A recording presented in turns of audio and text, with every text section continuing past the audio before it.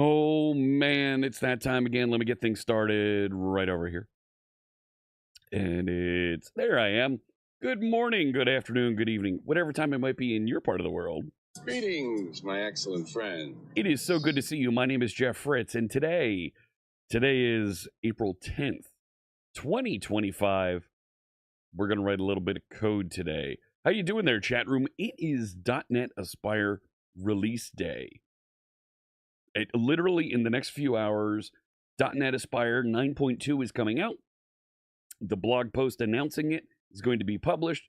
The packages will be available, and you'll be able to get your hands on the new version with all the cool new features. We'll be diving into that on the stream after this that I'll be hosting, the .NET Aspire release party. More on that coming up later. Let me head over. Let's greet the chat room. They're right over here. We're broadcasting live on Twitch and YouTube. You can see folks are already here on Twitch, chatting away. Let me say hello. Let's greet some folks. TMKDK, hello to you. Johan with a big wave. Surly Dev, sneaky, trying to take a look at my hat early. Yes, I've got my Penn State Blue Band hat on. Here's the deal. Penn State is playing in the national championship tournament for ice hockey this weekend, starting tonight.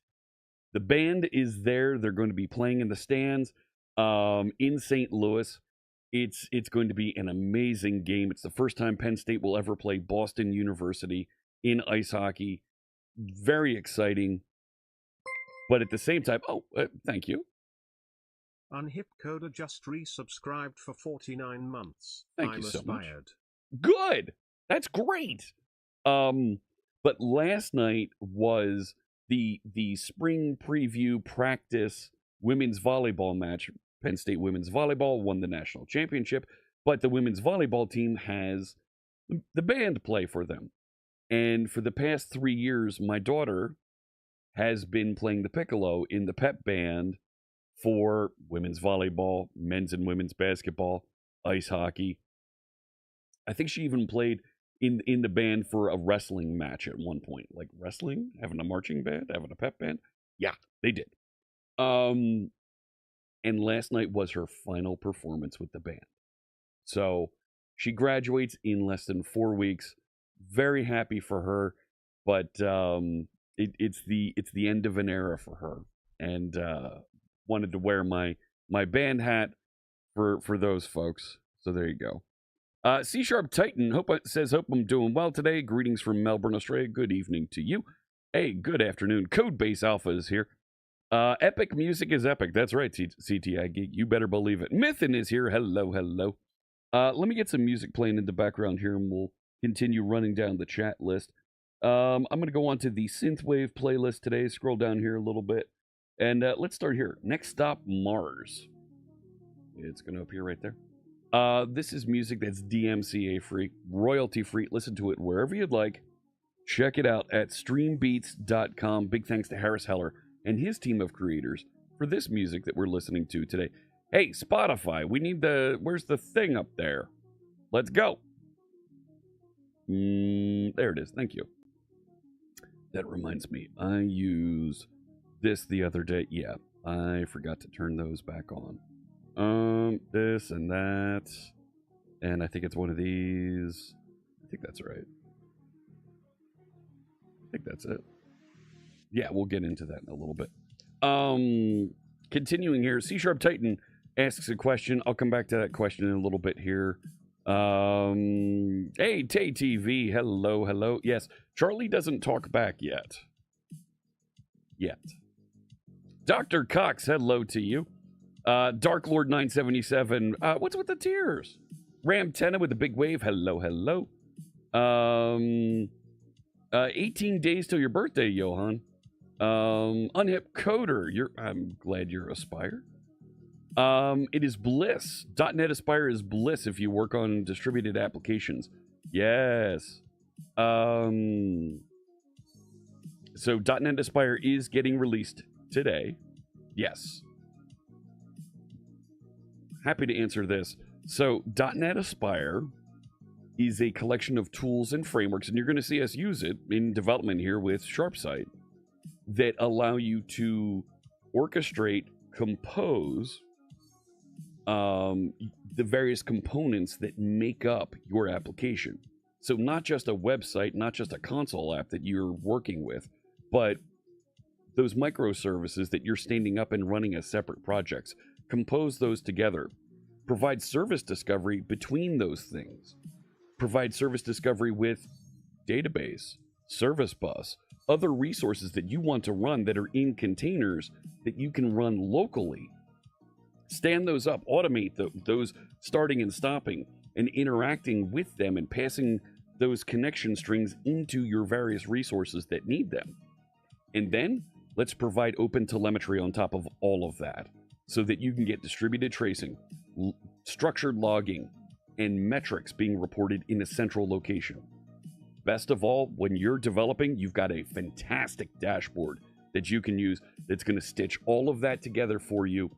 One start script, one entry point, and you can define the topology of your application system with C#, an actual programming language that's meant to build and define the structure of applications and application systems instead of some markup that's normally used to define how data is structured that has no validation, no schema, no markup.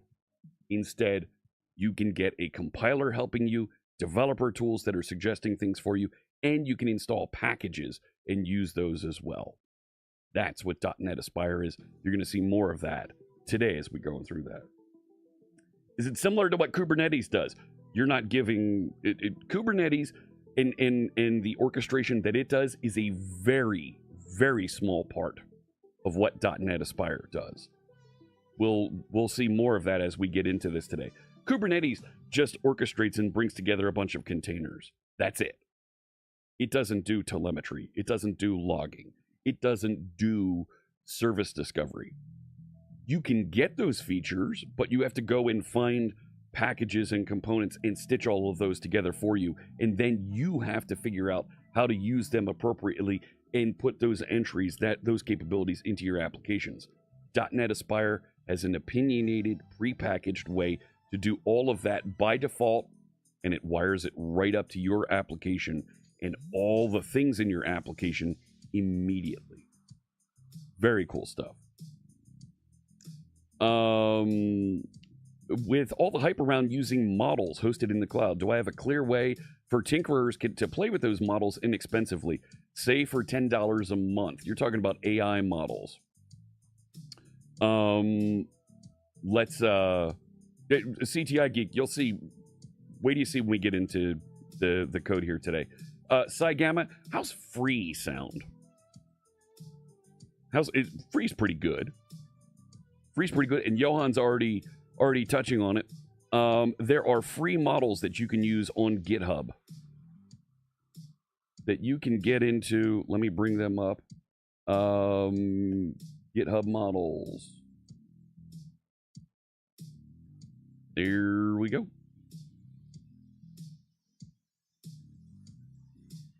GitHub models. There's LLMs listed in the GitHub marketplace. There is on the GitHub models listing page. That's this one. Yeah. Where is it? There's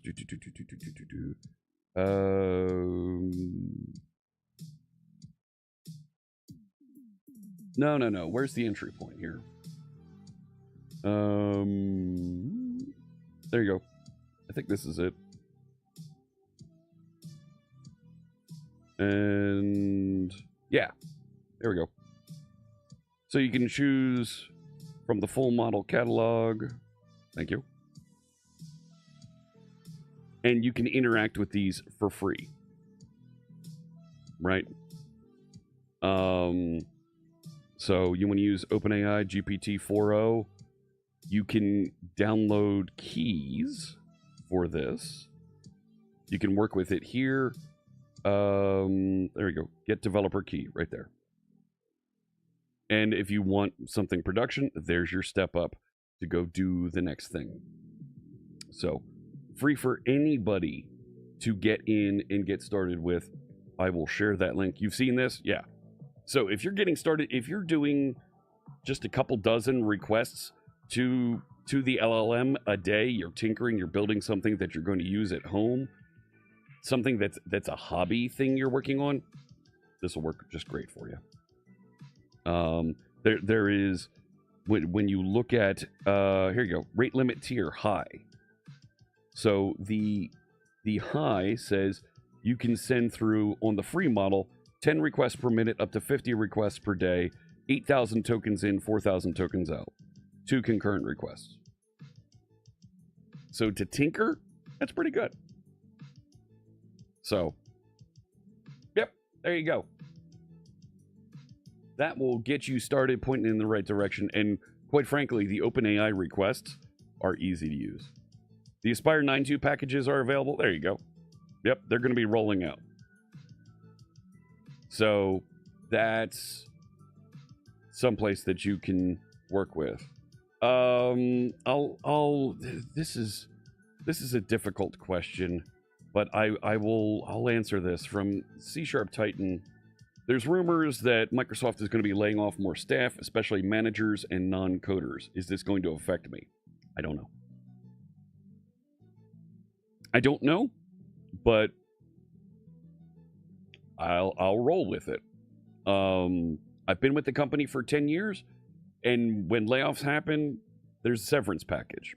10 years means I'll have a pretty good severance package if I was laid off.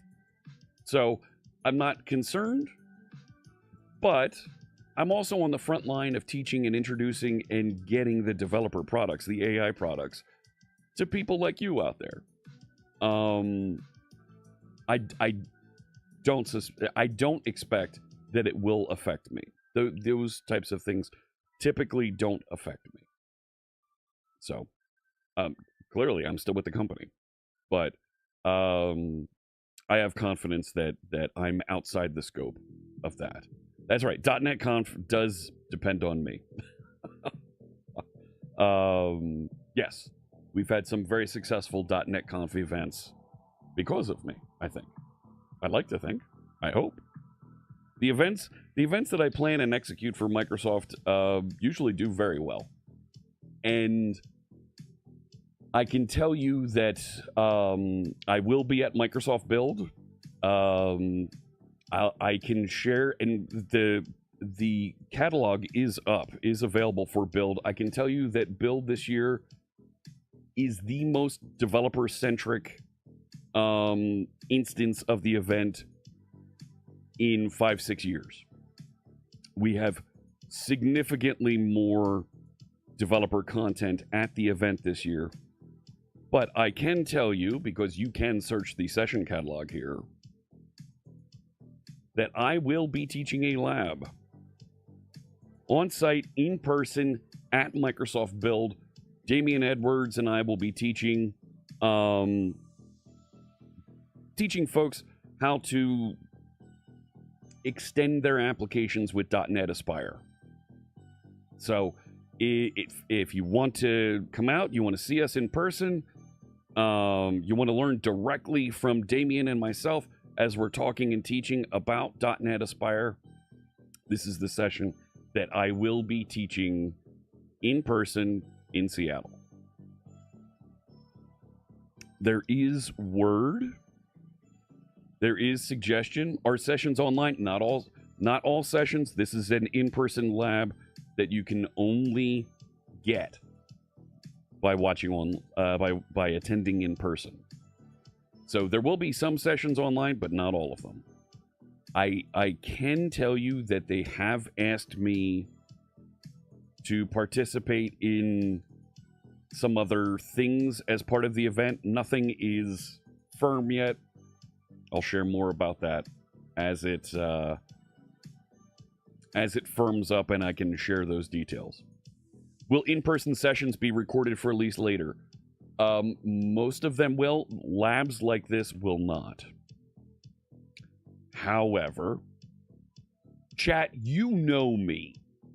You know this channel, you know this stream.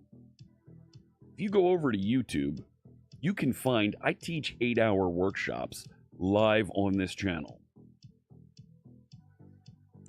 After Build, I can tell you, first off, that lab is a 75-minute lab. After build, I can pretty much guarantee you that I will be teaching the 8-hour version of that live on this channel. So, end of May, beginning of June-ish, we'll be hosting another one of my 8-hour workshops live here, where I will be teaching you, answering your questions, going through the entire lab, and showing you all the bits of how .NET Aspire works. And I've got another lab that I'm queuing up that I also want to teach probably in July. Lots more coming. In person, not in person, but virtual online, that I'll be teaching in June and July. But if you want to see me in person, and I'll make sure I bring stickers to hand out to folks that come up and identify as viewers, I will be there in Seattle teaching and talking about. You've taught in-person labs before. They aren't going to record well. No, CTI Geek, you're right. In-person labs don't record well, but like I said, you can go over to my YouTube channel and check it out. Teaching workshops live on this stream, and the way that I present them and the way that I interact with the viewers, you want to be a part of those. It's a great way for me to be able to reach folks all around the world and share the content. Let's see. CI Gamma says, ultimately, I think this is a sea change, not an apocalypse. Back before the cloud, admins were freaking out that they would lose jobs. Yes, there were layoffs, but they could move to other areas. Are we seeing similar events here? People need to develop AI, maintaining infrastructure, and integrate apps with AI. It feels like things are, I think you mean evolving. Yes, things are evolving. Right? If you cut folks, you're going to get the same amount of work done, and it's going to cost you the same amount of money because you're going to be using more AI services. Or use the same amount of folks and get more work done because you've now got tools that help accelerate what you're working on. That is where I believe the advantages are coming with AI-based tools. That said, though, they're tools, not replacements. How you doing there? Is it Ananame? Ananame? Hello?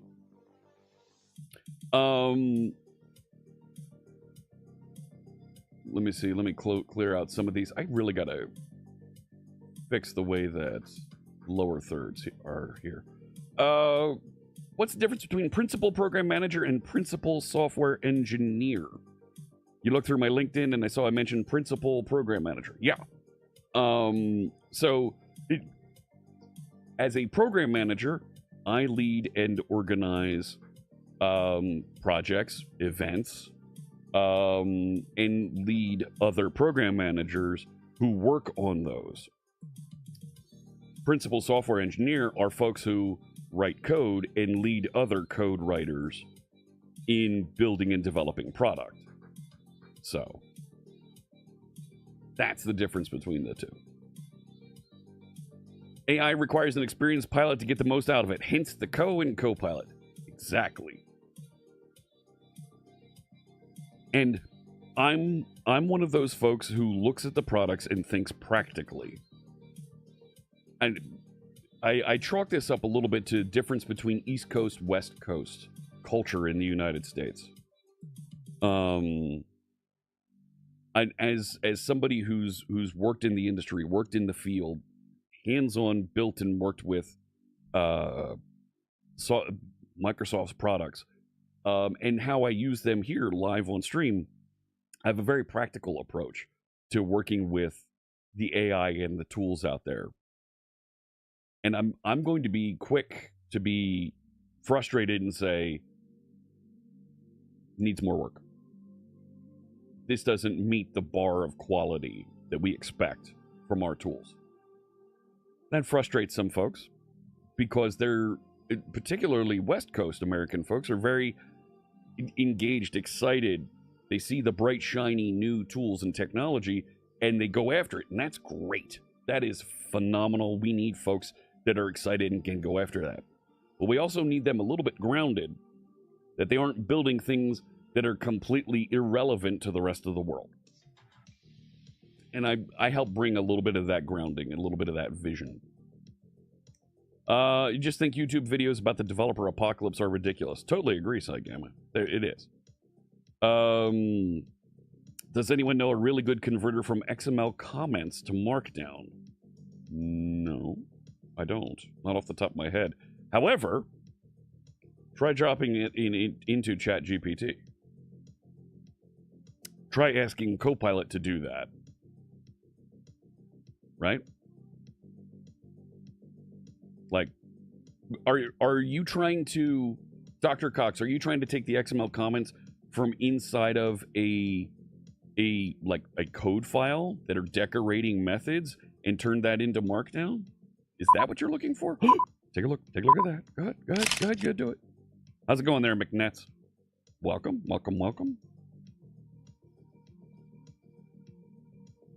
Let's see here.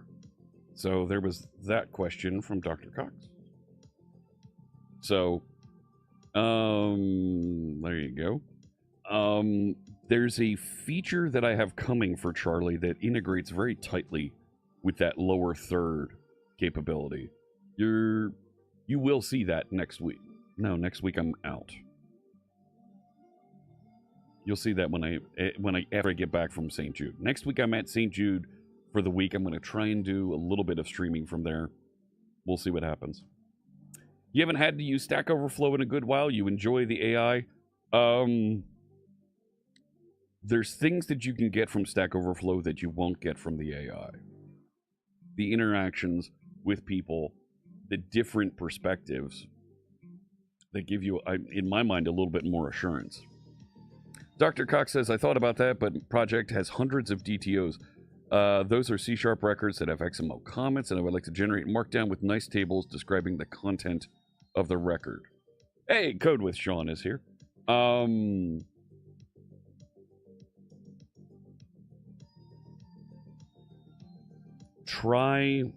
There are tools out there that will extract and generate Markdown for you. There are tools that will do that. Ghost Doc, is that still a thing? Right? Painless help documentation. Oh, it looks like it's been... Yeah, auto-generate starting point for your docs. But there's other documentation tools. Ghost Doc Community. There you go. Yep.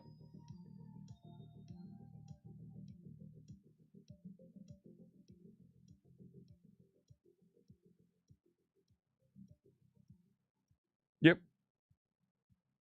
That will take it and turn it into Markdown. That's exactly what Ghost Doc does. And DocFX will do that as well. Yep. Natural docs. Thought about doing it yourself with Roslyn? No, don't do that.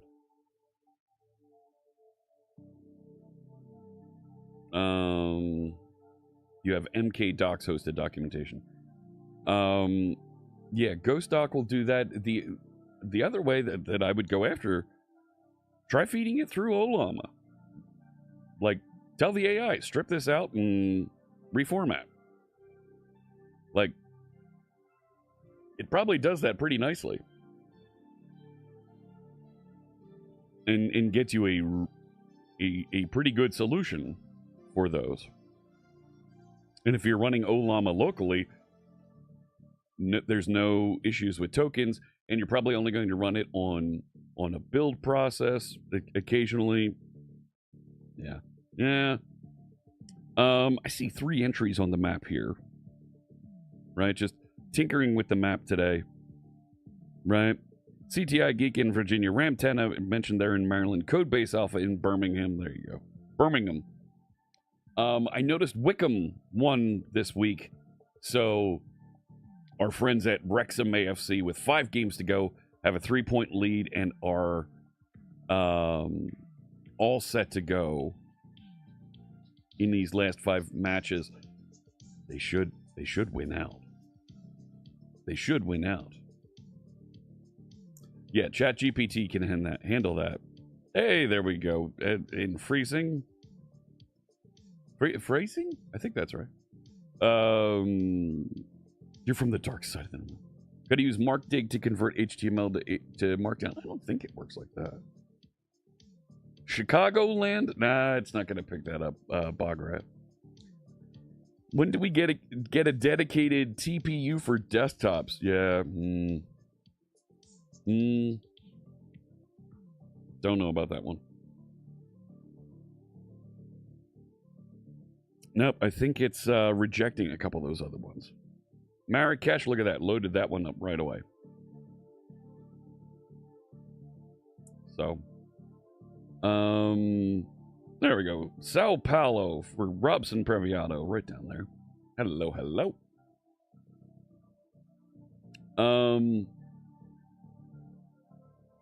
Let me see. Yeah, there was that question from Johan. I'll remove that.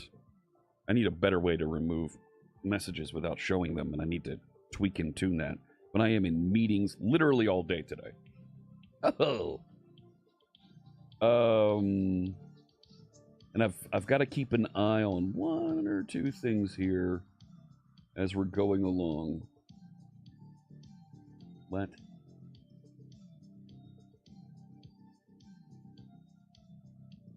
No. All right.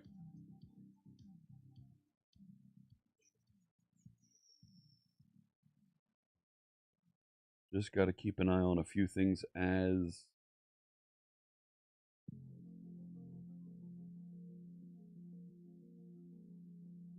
What? Now we're good. We're good. 50 minutes till your workday is over. Oh, man. Codebase Alpha says upgrading to .NET Aspire 9.2 took all of 5 seconds. That's what I'm talking about.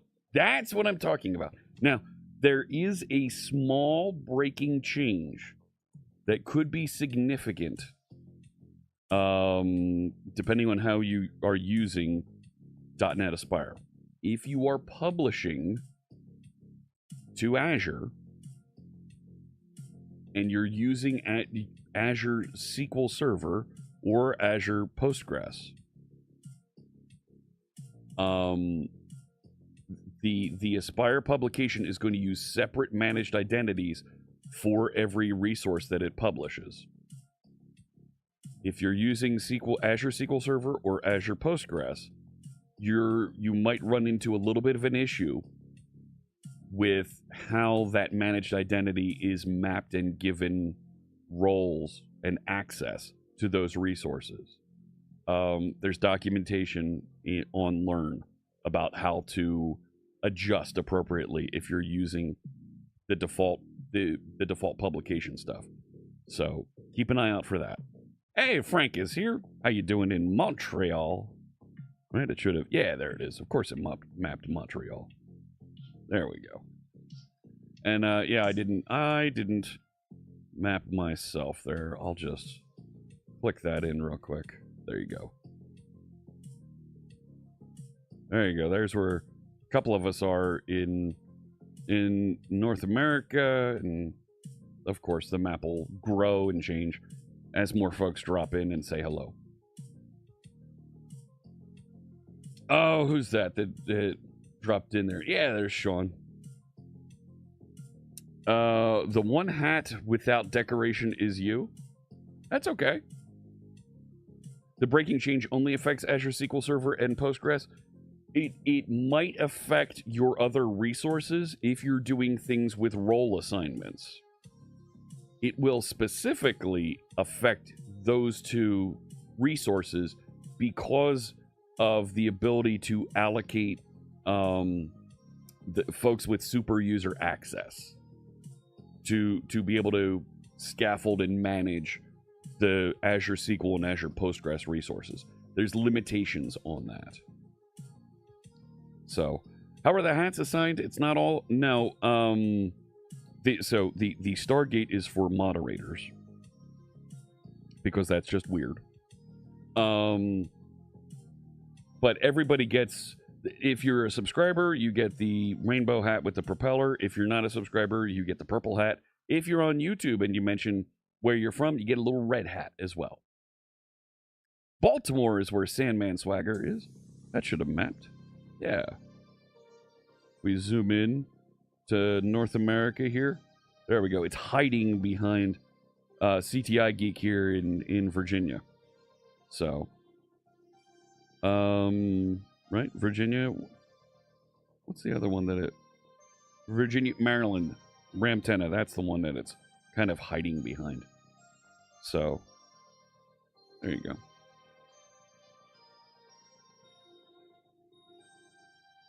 It's fun. It's just for fun there. You assume there's going to be a blog post about the breaking change regarding managed identity, including reference to the docs? And you might be talking to the guy that wrote it. That might be why I started a little bit late today. Might be. Coming up, keep an eye out. It'll be automatically posted here in the next hour or two. I think that's when it's going out. And then after this, at noon Eastern, 9 a.m. Pacific, we're going to have the .NET Aspire release party. I'll be joining Maddie, Damien, and David, 3 of the program managers and engineers that are leading the .NET Aspire project, and we're going to talk about all the great stuff in the 9.2 release over on the Visual Studio channel on Twitch, on the .NET channel on YouTube. That's today. Yes, all of that's coming today. Do I think any of the Olama images can do the following? I say a sentence and it converts it with a list of field value.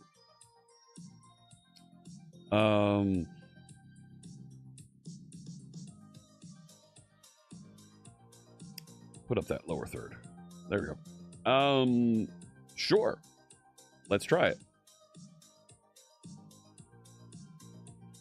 I happen to have Olama running right here. We can open the web UI and we can take a look. Yeah, that's fine. So, do you want to convert it to a list of field value? Like what? Give me an example of a sentence, and we'll try this out here.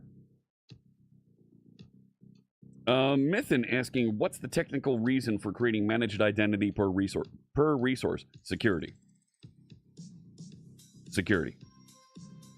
Instead of having passwords or a single identity that manages the entire application, pure and simple, managing security. So,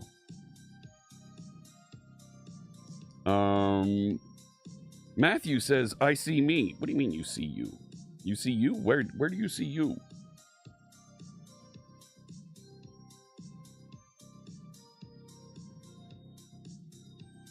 Mention where you're watching from or a location. Hey, I'm watching from, I'm in whatever, and yeah, your name will pop up on the map, and on YouTube you'll get a little red hat popping up to indicate that a YouTube viewer is located there. So, yep, Aspire party coming up. Look at the dancing. Absolutely. Dancing emotes. That's the way it is here on Twitch. Over on YouTube, and not so much. There you go. Daytona Beach is where Sean's watching from. Just popped up there. There you go. So, create a script for build, database name, and sequence, and it should give you build.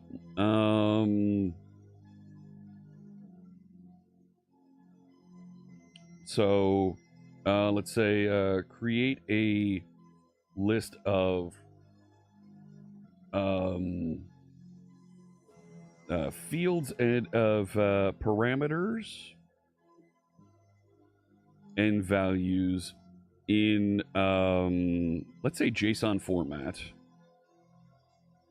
for the specifics requested in the following sentence.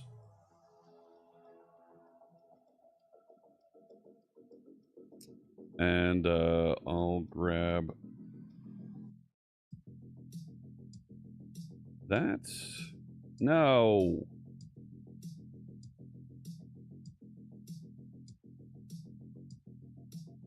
Script for build version 2.0, database name, test DB, sequence number 200. How's that? How's that work for you, Robson? I mean, right, this was literally one sentence that we added in here, and I asked for JSON format. Pretty good. Pretty good. Canadian Goose headquarters? Please tell me it didn't map that. No, it didn't. Oh, it did! And it placed you in Toronto. How you doing there, Jedi Mega Man? It is structured output. Yes, you're right. Codebase Alpha and Microsoft Extensions AI can, without having to request the format, will do that for you. Oh, don't. So I had misinterpreted a couple streams ago about what MCP is.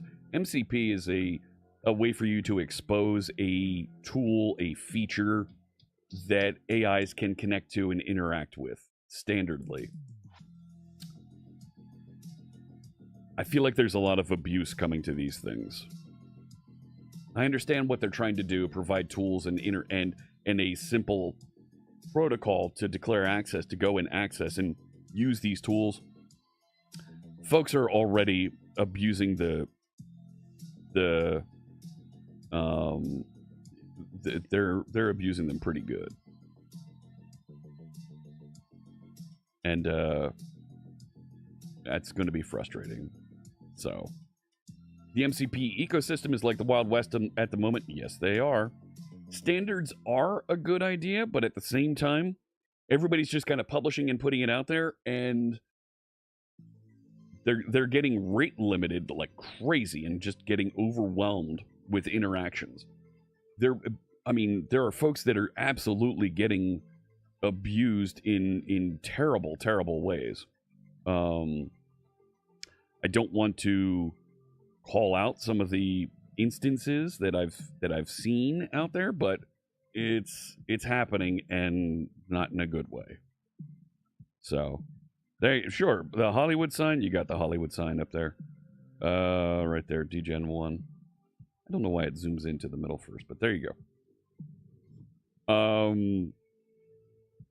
So I'm always gonna, I appreciate and I'm going to encourage open standards.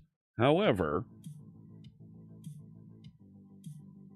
they need to be sensible, and folks have to be using these things responsibly. With great power comes great responsibility. We learned this from Uncle Ben. Spider-Man's Uncle Ben. No, people are just, that location is not that accurate. That's right. I purposely made the location not accurate. I purposely rounded most of these. That's interesting that it went all the way down to 4 digits. It should be rounding to 2 digits. I don't know how it got extra digits in there, considering it has a clear rounding function in it. What do I know? All right, moving on. Which, for the Netherlands?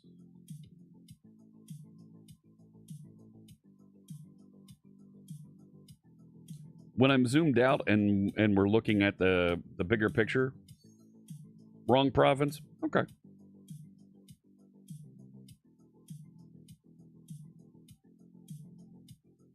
All right. I want to go in and do some refactoring, some rethinking, some rewriting of how we're going to interact with database with SharpSight.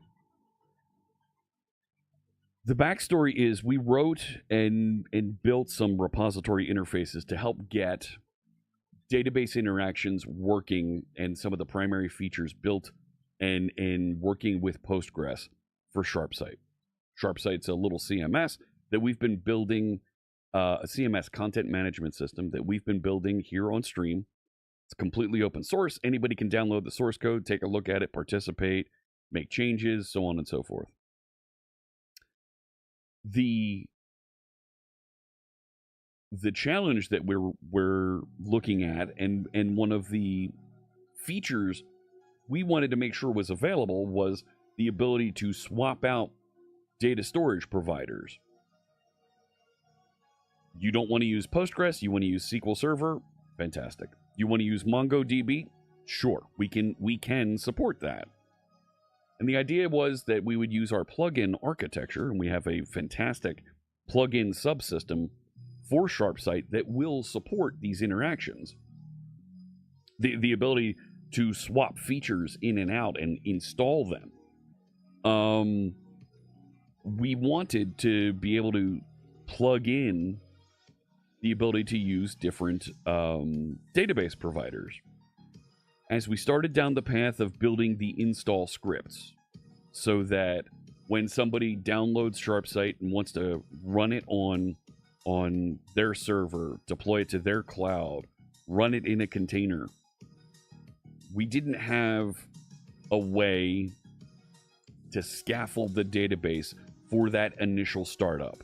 And as we started going through that scaffolding process, that's going to create the schemas, the initial data load, and so on and so forth for those data repositories. And starting with just Postgres, we were hitting more and more of,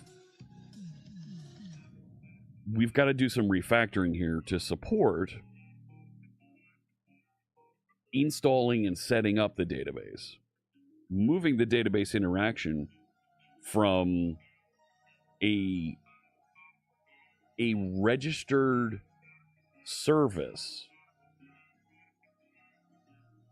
that the service locator in Blazor would look up and provide to something that the plugin manager manages in its child service locator would look up and provide.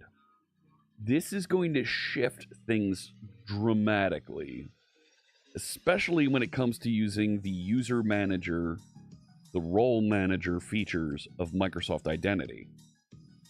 Because when those are created, they expect to be passed in those objects, the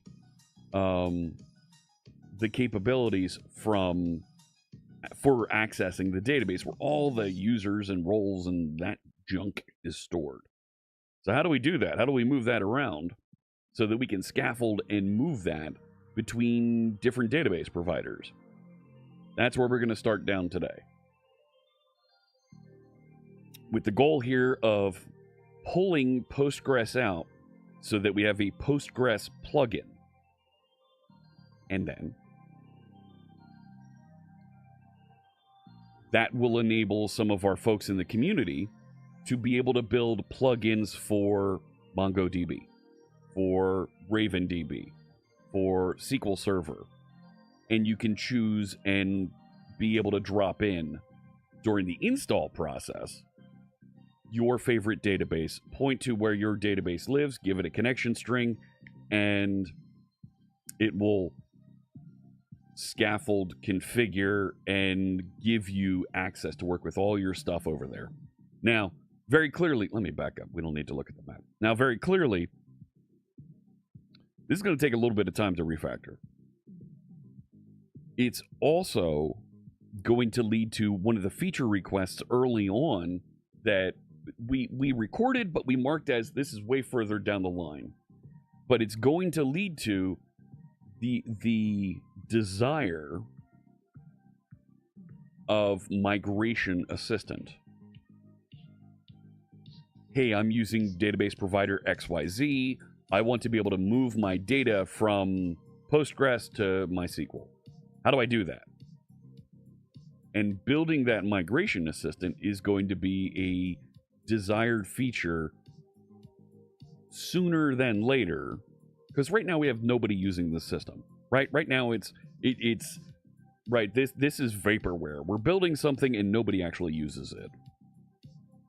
So the migration assistant, that tool will become possible once we can support multiple database providers. we're not going to be working on a migration assistant in the next week, the next month, but before the end of 2025, maybe somebody will be able to pick up and work on that if they desire, but it is not on my agenda anytime soon. I want to get folks to a point where they can use this and have the flexibility of some of these core features that we're looking for out of the gate here. All right. SQL Server, MySQL, Cosmos, yes. Any files? I don't know about any files, but definitely the first three. Definitely the first three we want to be able to support easily, in addition to Postgres that we started with. All right.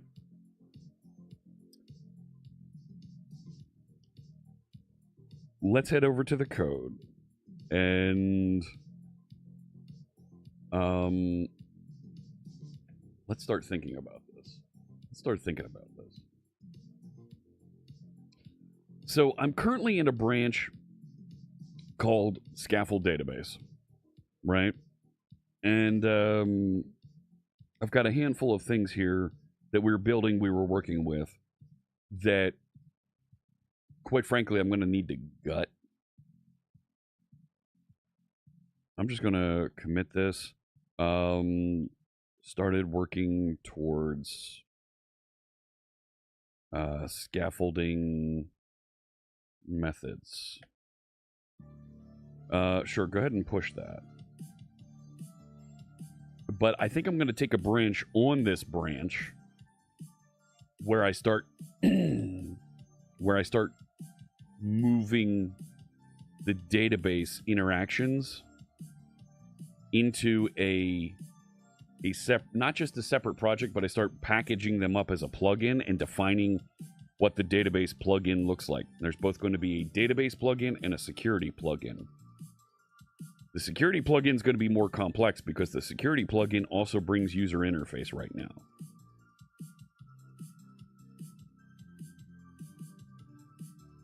Maybe I park that temporarily and just kind of, you've got to use Postgres.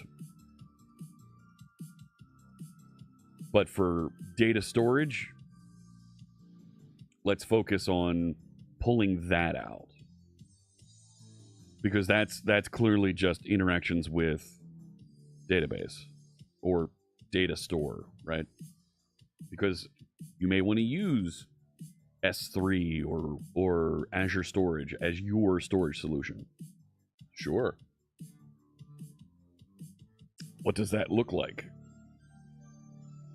Don't know. That's going to be up to somebody else to design and structure and scaffold and build out. Let's, you're glad you don't have to deal with any files anymore. So, any files, quite frankly, solved the problem that YAML files are trying to solve with clearer markup. And you could have hierarchical ini files because you could create groups in an ini file. So, all the things that YAML is trying to solve were solved 40 years ago? 50 years ago in DOS? Like, this was a solved problem.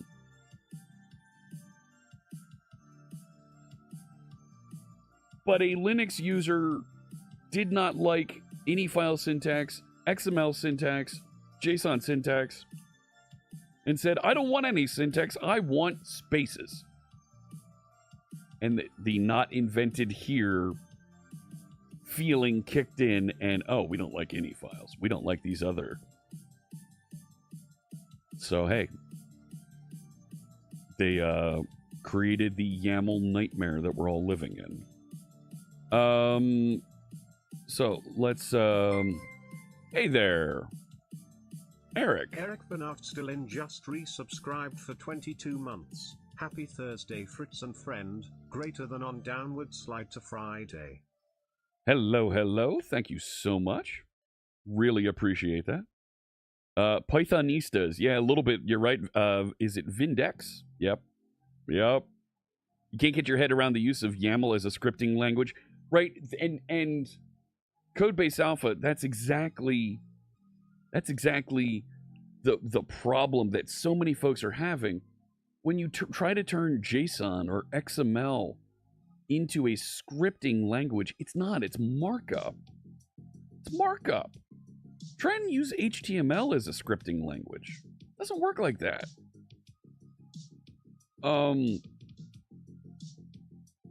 If we can have tools that serve and provide the features that we need, use them. No. The days of Ant with XML. Exactly. Sandman Swagger. Yes. Yes. Ant, Nant, and Ant. Yes. It was using XML as a scripting language. And I oh my goodness. Sean. Code with Sean gifted Phyllis Nable a subscription. Code with Sean Thank you gifted so much. a tier 1 sub to Fool Snobble. They have given 28 gift subs in the channel. Thank you very much. And Hype Train has started. 4 minutes, 45 seconds to try and get to level 2. Thank you so much. I appreciate the support. Fuel Snable says XSLT is a great transforming language. I was, quite frankly, an expert in XSLT. I was one of the Northeast United States experts, leading experts on XSLT when that hit in 2003, 2004. And big fan of what you were able to do with that. As a transforming bit of markup, really cool bit of technology. But quite frankly, you ended up dropping into JavaScript embedded in XSLT so many times. It was ridiculous. So it was nice, but in the grand scheme of things, I'd rather be doing transformations of markup documents with a real coding language than a bit of markup.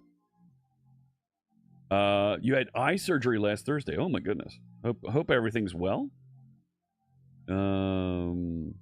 Fuel Snable says lots of things. Sometimes it's even right. How you doing, Thin Doll?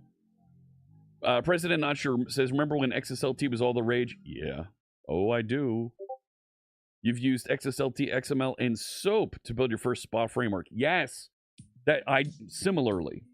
The .com that I was working for at the time, I built a SPA framework for them. Quite frankly. And it was pretty cool. And they really liked it. And then 9/11 happened. And the company died at that point. XSLT was good for its time. It was. It totally was. And, right, I think, to your point, Sandman Swagger, XSLT, ads are about to start in 10 seconds. XSLT taught us that using markup for scripting doesn't get the job done. You wrote your first resume using XSLT. Oh my goodness. Oh, that's good that it doesn't hurt and you can see now. That's great.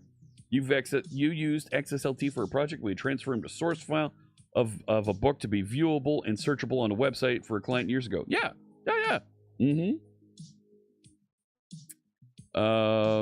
Get on the hype train. Here we go. Come on, let's help get there. That's right. Minute 50 left. We're at 50% of the way to level 2. Help support the channel. Yes. That would be very kind. You used XSLT a lot when you developed Cold Fusion apps. There you go. I was doing classic ASP. And we were... oh my goodness. Code with Sean gifted another sub. Teendle a subscription. Code with Sean gifted Thank you. a tier 1 sub to Teendle. They have given 29 gift subs in the channel. There we go. Thank you so much. Adrianum. Hey, how you doing there? There we go. That'll get us over the hump to our hype train. Johan with a sub as I'm sorry, with a cheer. Choo-choo, hype for Aspire 9.2. Absolutely. Big hype for Aspire 9.2. Thank you so much. And Adrian with the Prime sub. Of course, if you have Amazon Prime, you also have Twitch Prime. You can use your one subscription to any channel you'd like here on Twitch. If you use it here, I very much appreciate it because you can use it anywhere you'd like. A professor once taught Grego Waffles how to take university lecture notes in latex and markdown. Oh my goodness. Level 2 hype train, 4 minutes to try and get to level 3. Much appreciated. It's going to unlock some random emotes that Twitch gives away for folks that are participating in the hype train. We'll snooze the ads. We'll snooze them for a couple minutes here. You always took notes. Hey now. Hey. This is a family-friendly program, Fuel Snable.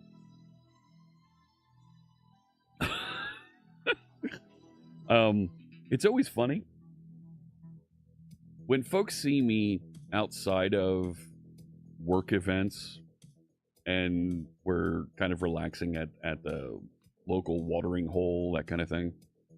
And I get to unplug. I get to unwind a little bit.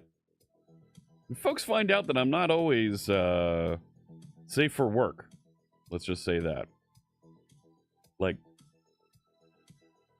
yeah, there's a couple of folks that have said, "Oh my God, Fritz swore." Yeah, that's right. Yes, this happens. So you didn't notice that? Nope. And see, that's the thing. Like, I know that. Oh my! I know that the less that I swear, the more powerful it is when I do choose to use that language.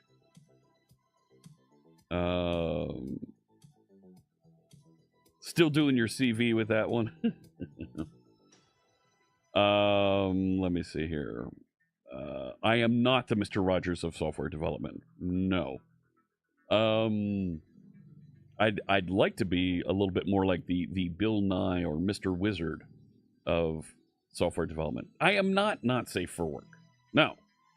I'm the guy from Philly. That's right. We got this John all wired up over here, let me tell you. The Nikkei is up 9% today. It's amazing what happens. I don't want to get into the politics that are going on, because there are people who are being stupid. We're being idiots and showing just how inexperienced they are and how moronic they are. Yeah. The gains the Dow had yesterday, it's given them right back. Yeah. Microsoft was up 30 points yesterday. Now it's down another 11.5 already today. Yeah. So there are folks that have proven out just how stupid they are. So 1 minute to go in our attempt to get to level 3 hub tree. All right, no politics, just numbers. There you go.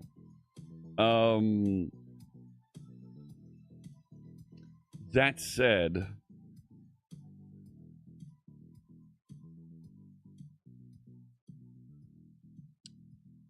I may do a stream on April 20th. We'll see. We will see. All right, moving on. You were always a fan of Beekman's World. Oh, man, there's a throwback.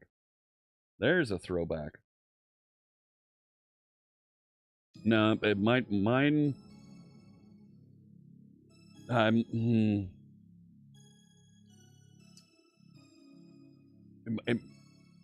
depending on what happens on the 20th. So, hype train emotes are going out to folks. There you go. Go ahead and share those in the channel. Thank you so much. Really appreciate the support from the folks that subscribed, that cheered. Thank you. Let's dig into this idea of refactoring a little bit here so we have a database plugin.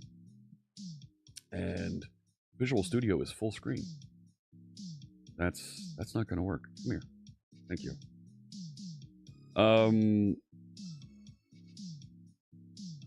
So I want to focus first on taking, so abstractions have our various repositories here. Pages and posts are the two big ones that we have for content. And they're managed right here.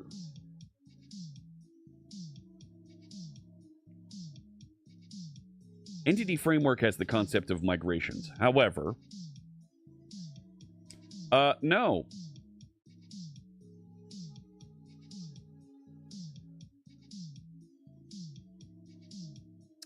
And, other providers might not have this concept. And that's okay. We might have different ways that we want to, update and maintain schemas, data storage architecture in other providers. That's what one of the things that was leading me towards, first off, having this idea of register services so that your plugin can register services appropriately.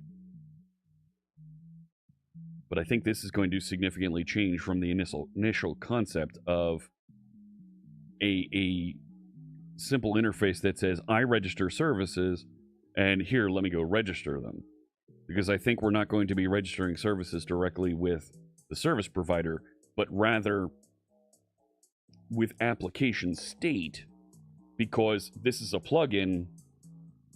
Hey, application state, here's the services that I need you to provide from my plugin. This is going to grow up and, as part of our plugin architecture, become important. So, it's interesting. I haven't had to use the moderation features for a long time on Twitch. And in the past 2 streams, I've had to block messages. Like, I'm okay with that. That kind of comes with the party. But is something changing? I don't know. Ads are kicking in 40 seconds. Yeah, you look away for 2 seconds. Yeah. Yeah. So I think this is going to go away, because I think I'm going to update register services with not just the ability to say register services, but like first time install. So that in the case of creating a database provider, on first time install, hey, go do this thing. And then upgrade install, so that when you go from version 1 to version 2 of the plugin, hey, check and do this thing, that to upgrade from the old version to the new version. Clean up some files on disk. Allocate new space for whatever thing is the API is that I'm bringing in the updated version, and apply database migrations. You look in here for 2 seconds and your phone starts ringing. Look, there's a lot of folks. There's a lot of things that are happening. And I know that there are all kinds of folks that are watching. In fact, we recruit them. Let me tell you something. I want rustlers. Cutthroats. Yes. Murderers. Yes. Bounty hunters. Absolutely. Desperados. And I know... Mugs, pugs, thugs, nitwits, halfwits, yes. dimwits. All of these Vipers, people are here. Snipers, conmen, agents, bandits. Yes. Muggers, bushwhackers, yes. hornswagglers, horse thieves, yes. train robbers, bank robbers, stickers, and Methodists. And Methodists. All of those people I know at some level are hanging out in chat. Okay? So, well, do your best. And we'll do just fine. Okay. So, I'm specifically looking for...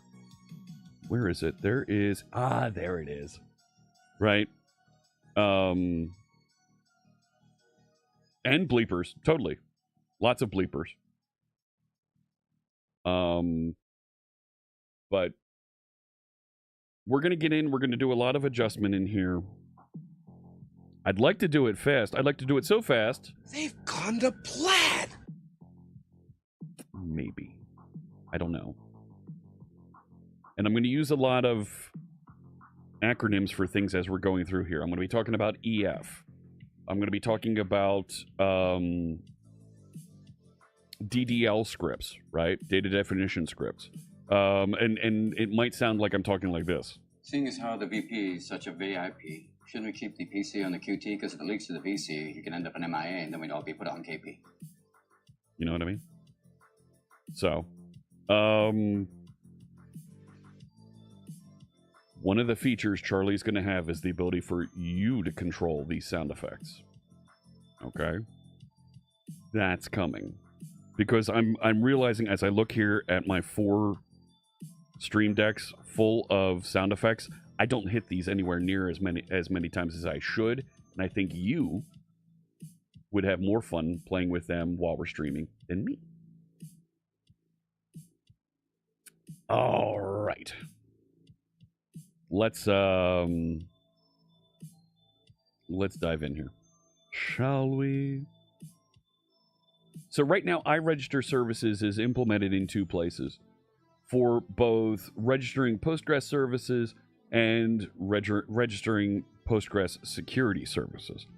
Let's open this up. Let's get rid of... I started down this idea of iManage database, where it would set up and configure and say, oh, iManage database, you go do these things. No, I don't want to do a database-specific thing here. This is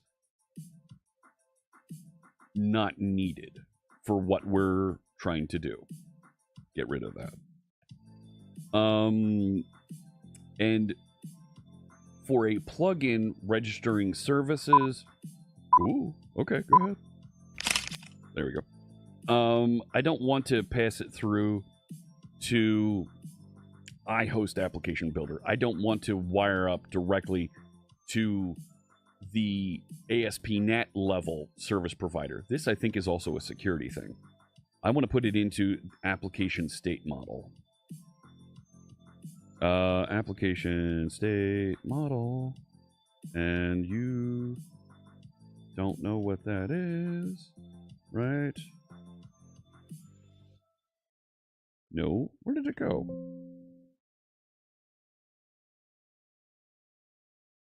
Application state. Yeah, there it is right there. Application state model. Oh, because it's up 1. Yeah. Okay. Okay. We can work with this.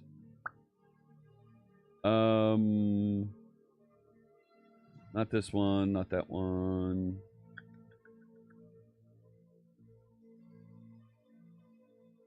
Where do I want to go? Application state. Yes, that one. Configuration sections. Themes. Plugins. Yes. Application state file contents. Load it. I think these should be moved out to somewhere else. Configuration section. Post load application state.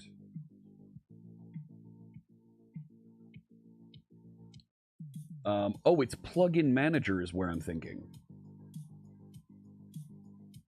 right? It's the plugin manager. Yeah. And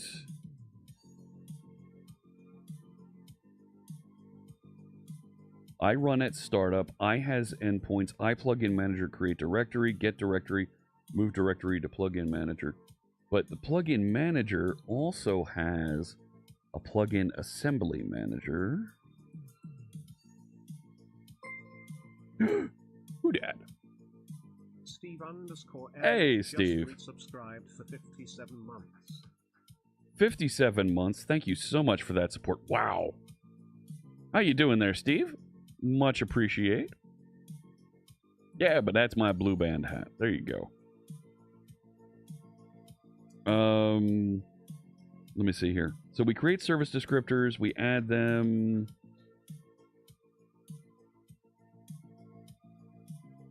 And they get registered with the service locator right there.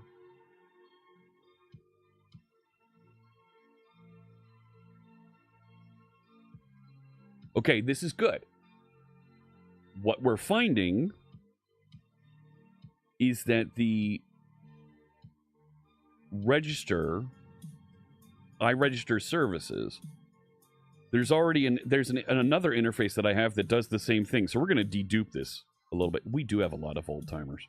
We need some new timers is what we need.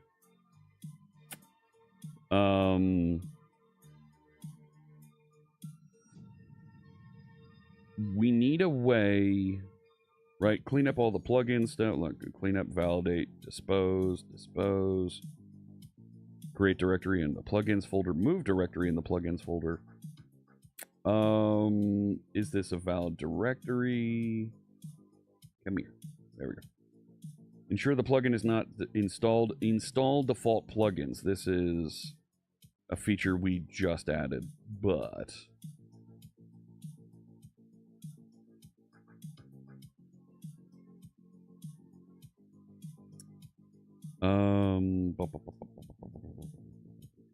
where'd it go? There was like I run at startup, right?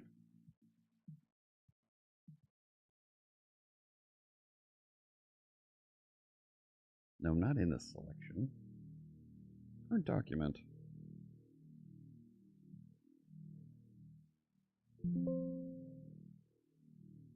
What was it? It was like I run something.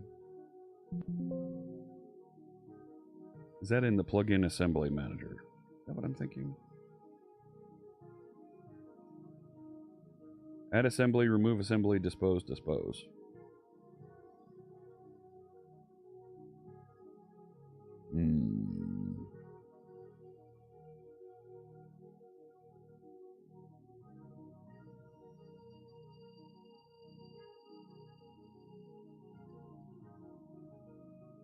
Where the heck was it?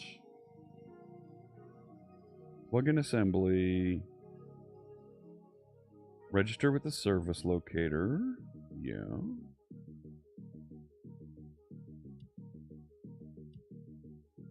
Extract and install.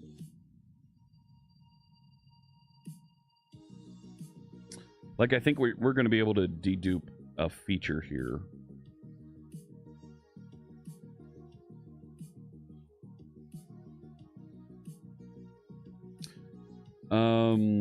Configuration state changed. Add singleton iPlugin manager.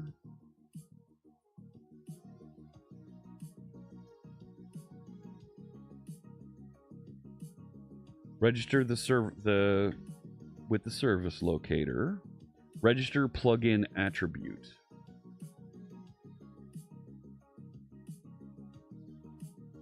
Yeah.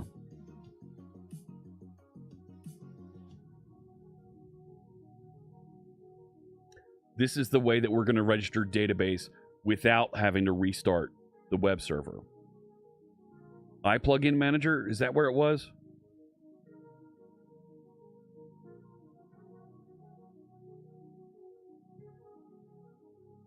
Yeah, I run at startup, and I bet you there's nothing using it.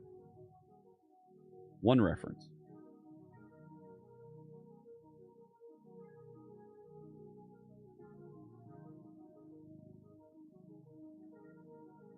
And I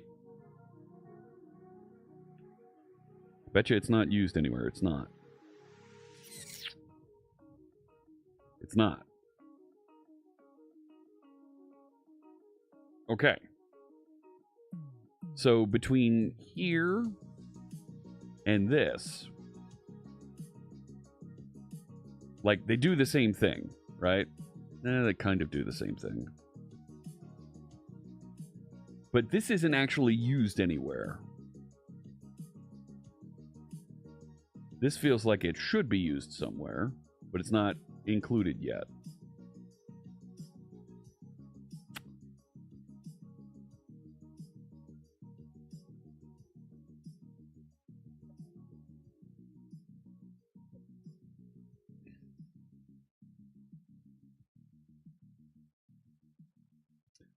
I'm gonna get rid of this.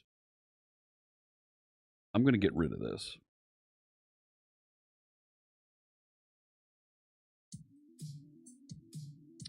And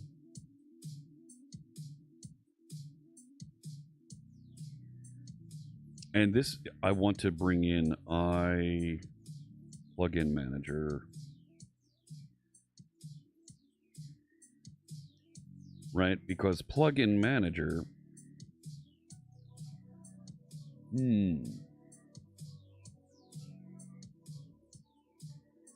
has the ability to register with Service Locator.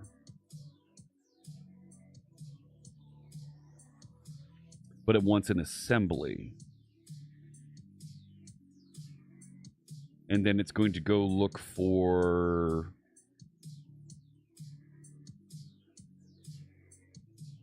a register plugin attribute that says, here's what to register.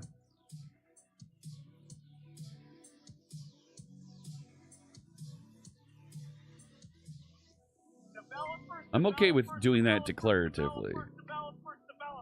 Happy Thursday, Smirking Squiggly. Thanks so much. DC Aggie. Hello, welcome. DC Aggie, that has me thinking that you went to Texas A&M and you're working in DC? Something like that? Great to have you joining us. Thank you for tuning in. Always looking for folks to click that follow button to join us, get notified of future streams, and follow along. Much appreciate everybody who's tuned in and hanging out here today. Let's think this through. The plugin manager we set up so that we could declare with an attribute what to be in here. Yeah, thank you. We actually have a map where folks say, hey, I'm watching from different locations, and we plot their locations here on the map. And this is derived from what people say in chat. So you can see we got a handful of folks here on the East Coast. There I am in Philadelphia. Some friends in Montreal and Canada. Tulsa, we've got the moderator Stargate out there. From DC, but now in the Vegas area. Hey, that's cool. Very cool. I enjoy Vegas. Always great to visit. So what did it plotted you in Vegas. There you go.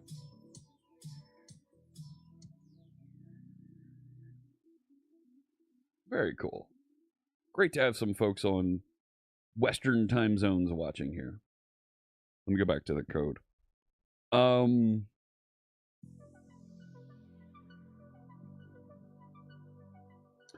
So if I take this and refactor it, it's going to break all my existing plugins that we started.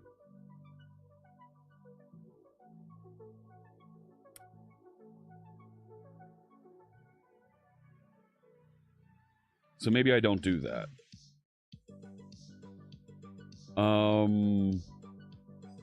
planning and thinking this out a little bit.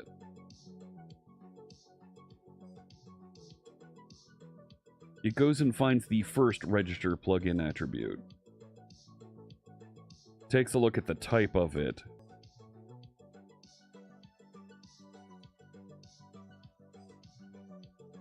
And it only does it for the first one. But there might be several.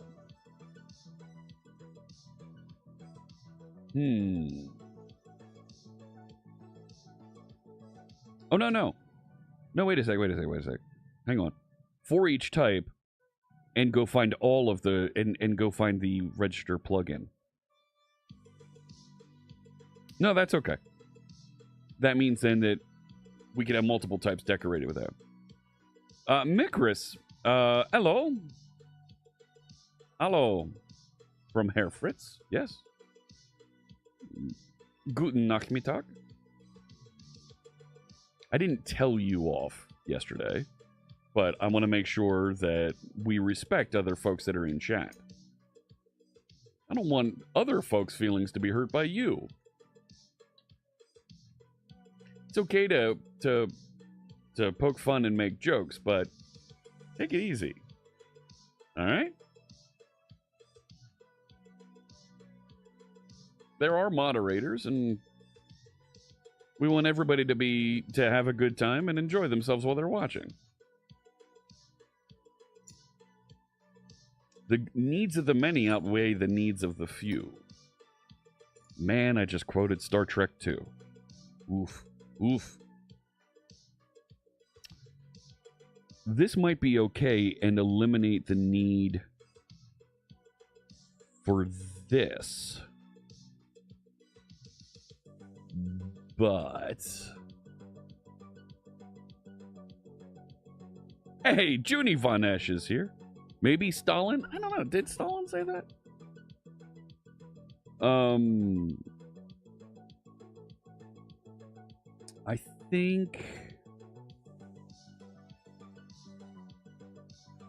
I think I run at startup then becomes...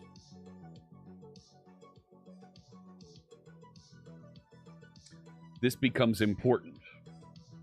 RESPECT. Yes, help build the community. Just treat others just like you'd like to be. Absolutely. Well played, DC Aggie. Yes. Totally agree. I think I'm going to nuke this all together then. I think I'm going to nuke that all together.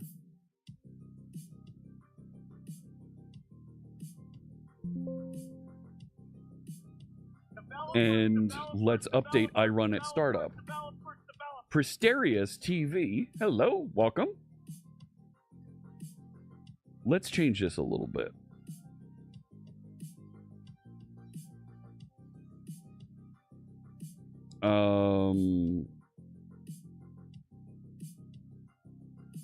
And I want this to run on install.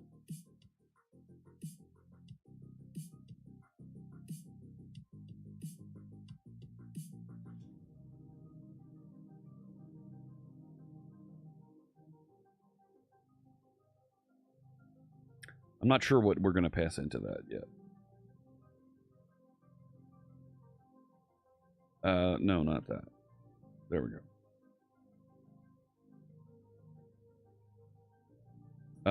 Run on update. Run on startup, I definitely think that's a thing. Sure, go ahead, try and give me some help here, Cope. A method that, no. A method that runs when the plugin is installed. There we go. You gonna... Thank you. Can you guess what this is gonna do? A method that... No! But I might need the... Come on now. Thank you. Maybe uninstall is another good one to have in there. Yeah, run on uninstall. Sure, I'm good with that. Yeah. I don't... Oh, fine. What are you going to tell me this is? Method that runs at startup. There we go. That's a little bit clearer what we're doing with this thing. I need to figure out, though, what else we need to do here. I'm out of coffee, man. This is a problem. I'm out of coffee. Okay. I'm keeping an eye on Teams here just to make sure that everything is...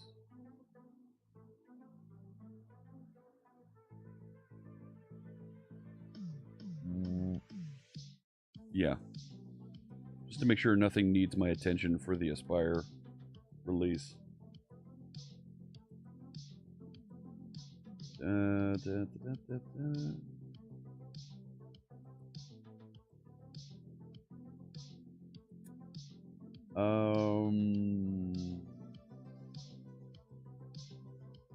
Yeah, I'm fine with that.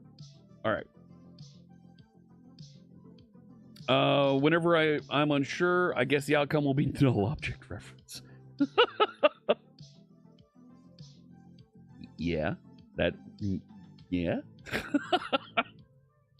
Let's figure this out. So now I'm going to be able to pivot. Registering Postgres services. I don't... This goes away. This runs at startup, which means I need this.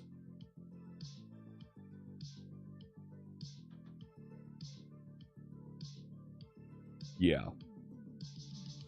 That's okay.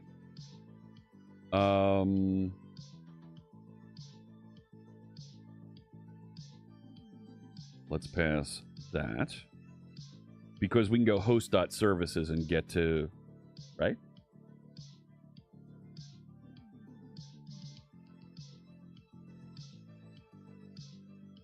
No, let's call that app.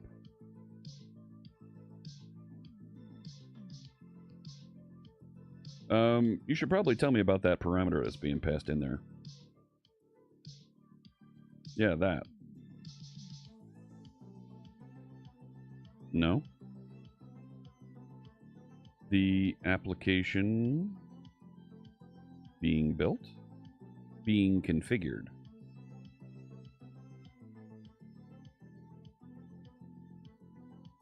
Okay. Yes, the pivot, yes. So these two can be moved to use the register services attribute. Yeah. This needs to be called at startup. That said, though, you could call these directly. Right? I could just lift this whole thing and drop it over there. I could do that. 5 minutes to ads here on Twitch.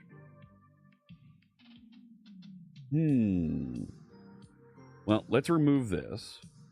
I manage database isn't a thing anymore. Get rid of that. But we can call this now I run at startup. Right?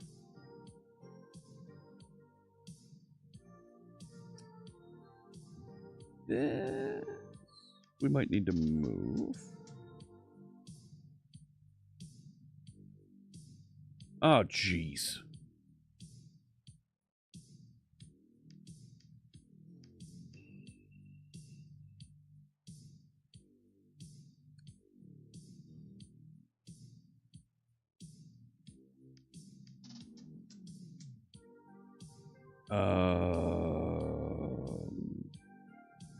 Yeah. So you don't like the spelling of that.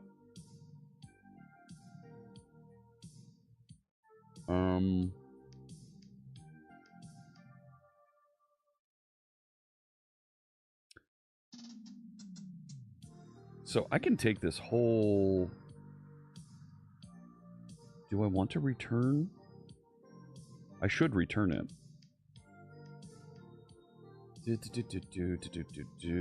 Here. Right? We can do this and one of those and do like this. Jump back over here.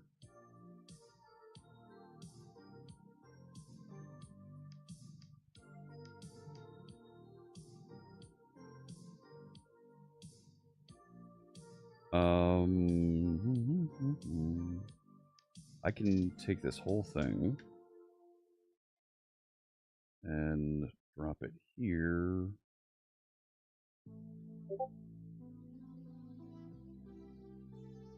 Do this and one of those and take this. Make that go away.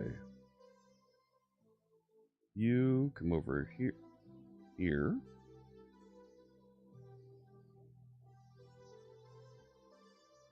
We're going to replace all those.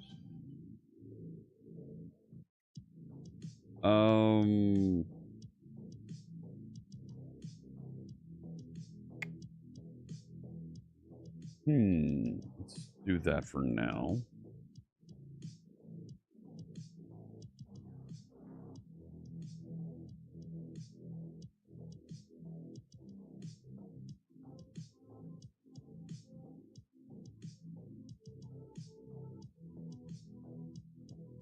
No. Nope.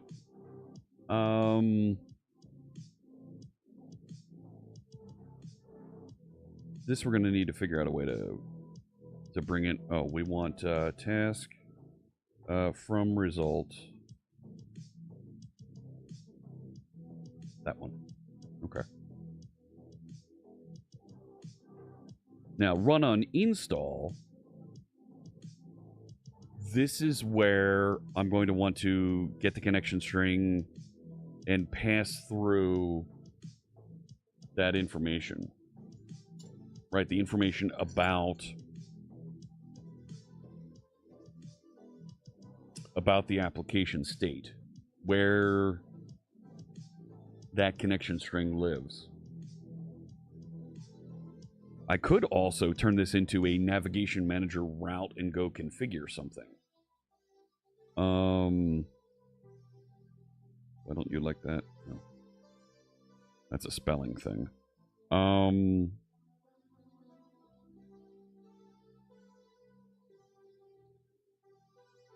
Let me see. What do we get here?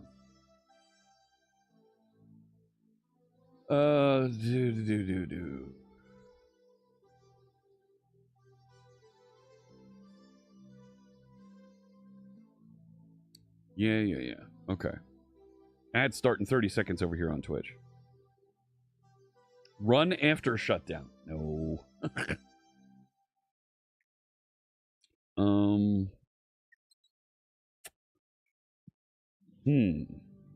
Update database schema async. This is...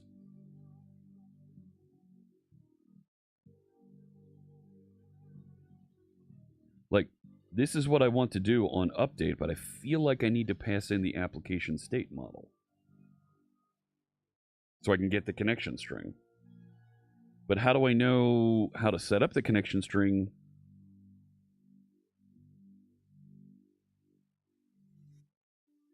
How do I know how to set up the connection string before the plugin is... Okay, not... Yeah, there we go. What came first, chicken or the egg? When you go to install a database storage plugin, the dinosaur came first, clearly. When you go to install a database storage plugin, I think you have to choose the plugin first.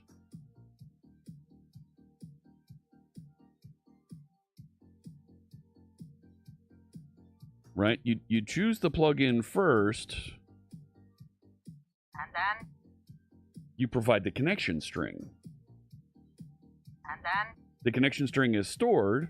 And then? We migrate and update and configure that connection location. Right?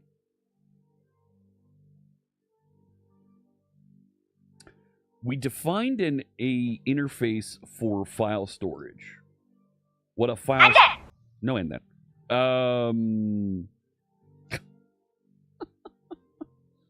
Where did it go?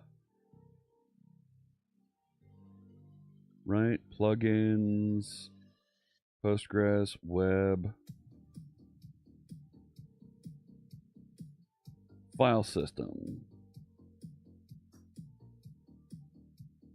I handle file storage. Where's that thing live? Sharp-site abstractions, file storage. So maybe we need another one. Ads have just kicked in. So maybe we need, and I realize I'm not showing the screen. So we probably need an abstraction for data storage that specifies the interface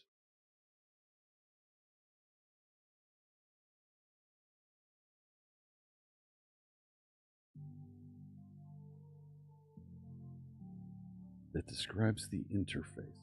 We would move the post repository and page repository over there. Remove those interfaces. We would, what else?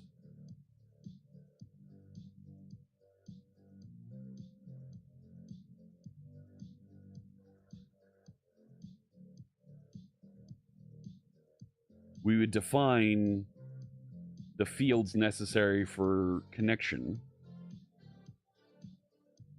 Yeah, object-oriented programming where the answer to any problem is another abstraction. Yes. Hey, two FCK inactive. Hello. Right now we're using Postgres. But we're attempting to take that Postgres configuration and turn it into a plugin so that we can swap in plugins in the future for MongoDB, Cosmos DB, SQL Server, MySQL, MariaDB, what have you. So the idea is to provide that flexibility with this framework. And the challenge that we ran into was we started building the installation capabilities for the framework, and we saw, okay, well, we need to start scaffolding the database tables and whatnot and install default data for Postgres. And as you go down that path, you start to run into, and you're trying to think of, how do we do this abstractly so that we can put in other providers? We need to also restart the website when that new database provider is configured. Well, what if we don't have to restart the website? We have a plugin manager facility that will do that. That's where we are, and we're making that jump. So, do I know how long I'm going to stream today? Probably for about another 25 minutes, because I have to jump over to the .NET Aspire release day party. So, we're going to be over on the Visual Studio channel on Twitch, on the .NET channel on YouTube, celebrating the .NET Aspire 9.2 release, talking to some of the program managers and engineers that helped make that happen, and going through and having a good time celebrating celebrating the update that we've deployed here.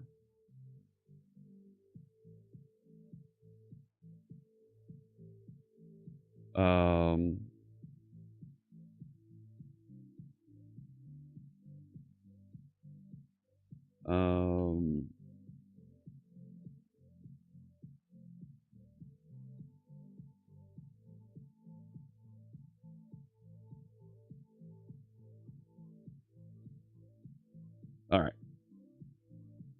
What's the elevator pitch for Aspire? You saw sessions for it at VS Live, but didn't attend any. I'll do the quick 5-minute pitch here.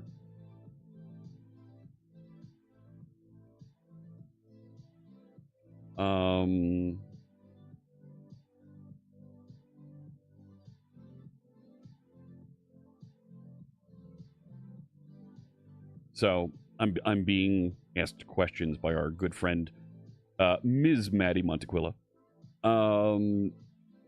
Let me I will do the quick 5-minute pitch for what .NET Aspire is, and I'm going to use Charlie as our example here. I have the website open. When you're building an application, there's a bunch of things that, let's face it, you don't want to do. Not just you don't want to do, but they're a pain in the neck to manage. Connecting, working with a development instance of your database. Working with a development instance of file storage. Microservices that you want to be able to deploy separate from your web application. These types of things. How do you manage to get all of those things orchestrated and deployed and running all at one time? A lot of folks look at using Kubernetes for that because it's real easy to set up Docker files and then not a Docker Compose file, but a kubectl file that will allow you to go out and deploy, set up Helm charts to go and deploy and manage all those things.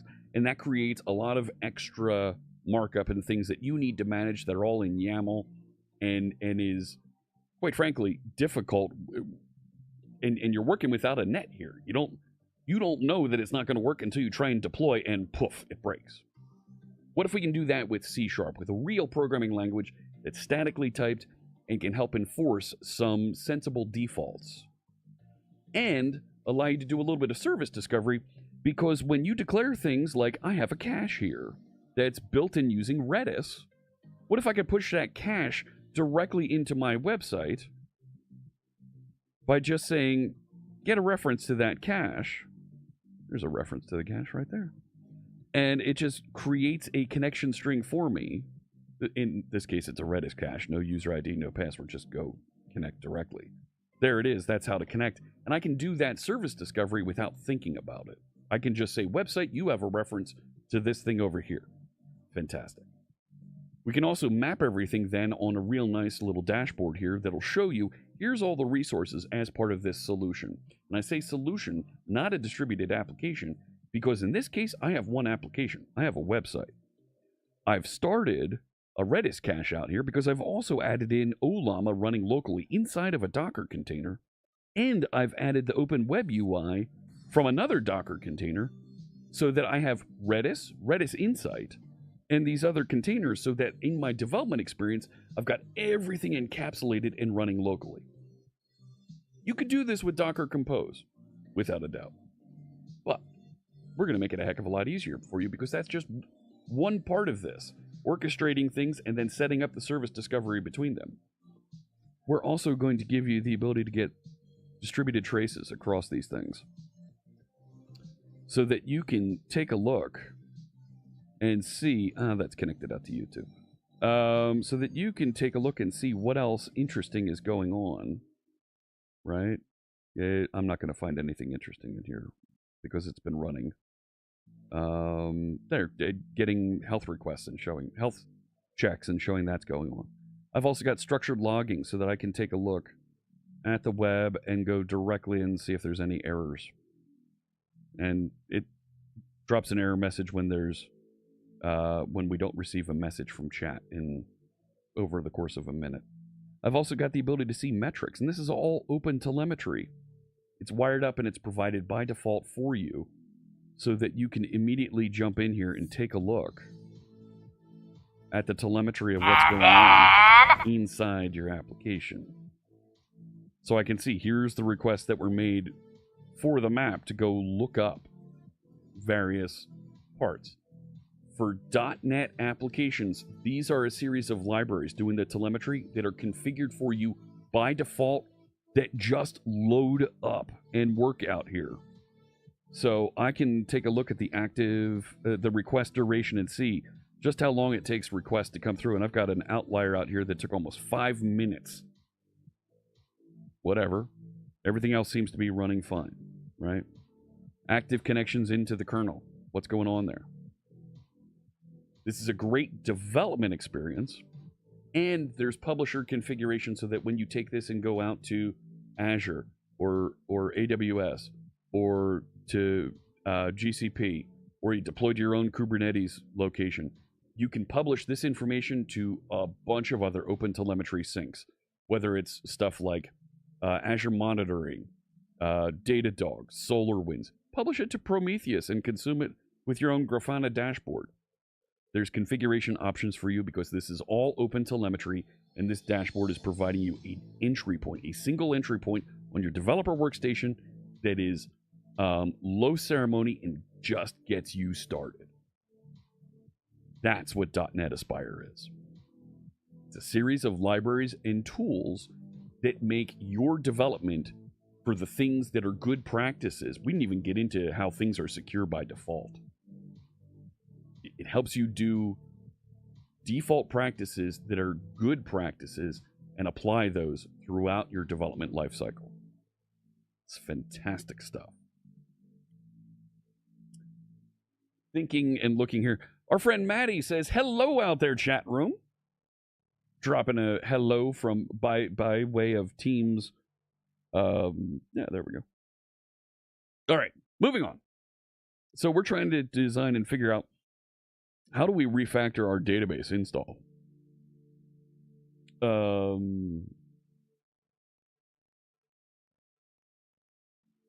Right. Thindall says hello. There you go. All right.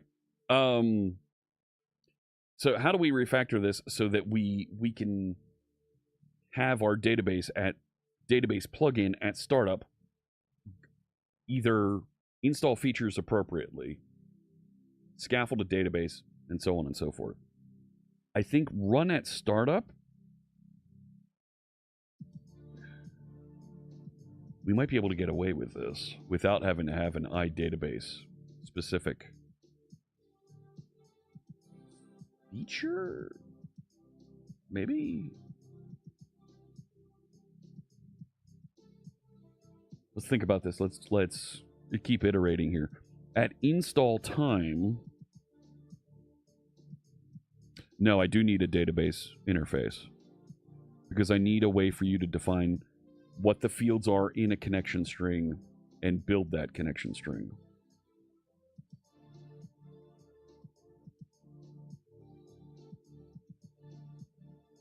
Yeah.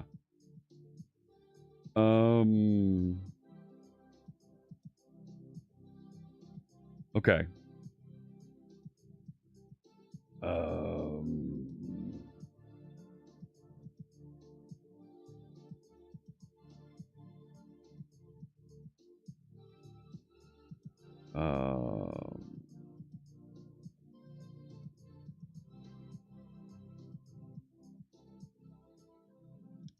Oh. All right. I'm disappointed for my daughter. Let's do this. So let's add a new project here. Right, because if there's one thing that .NET developers do, it's add many projects, many libraries. This is going to be Sharp Site, abstractions, data storage. Yeah. .NET 9. Start with the .NET 9. All right.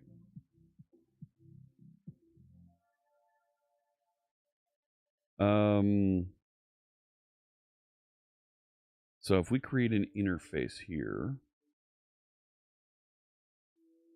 and we call this iConfigure data storage, that's pretty good. That's pretty good to start. What else did we add over here in file storage? I handle file.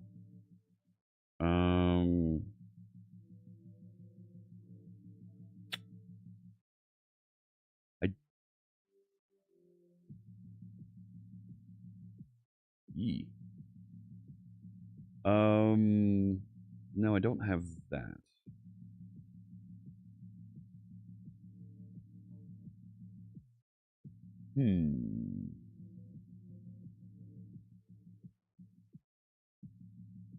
I think we're going to have, like, fields that you want to receive.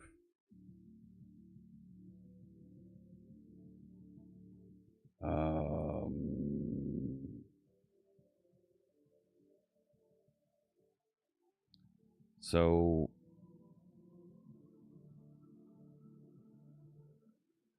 I can't force the fields if it's an interface. If it's a abstract class, I can define and force the fields. No. Wait a sec. I think we've got this. Yeah, list of type string.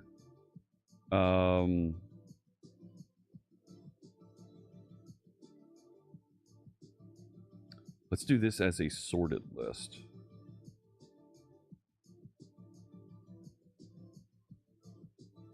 Or sorted dictionary.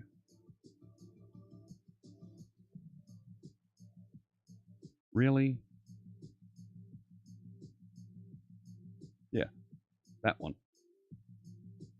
Right, so int string configuration fields.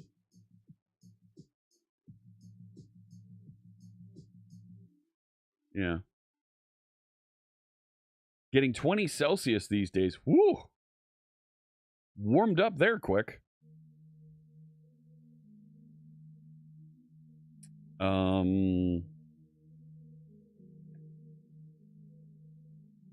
And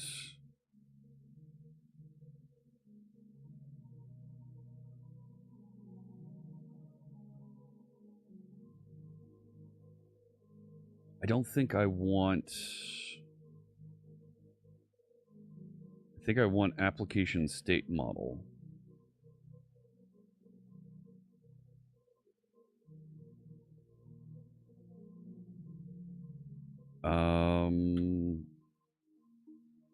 Okay.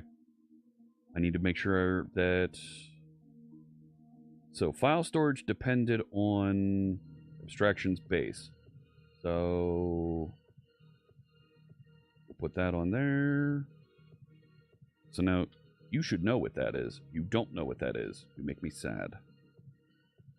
Rename this file, if you don't mind. Application state model. Oh, it's down. It's up one. Shoot.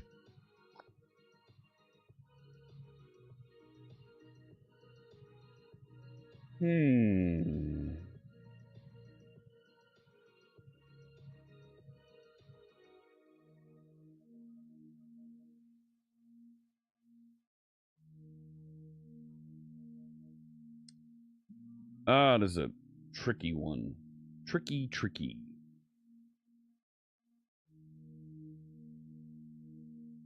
Yeah.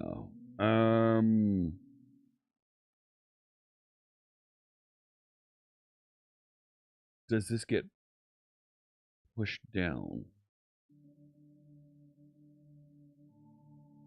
I could push this down into abstractions base.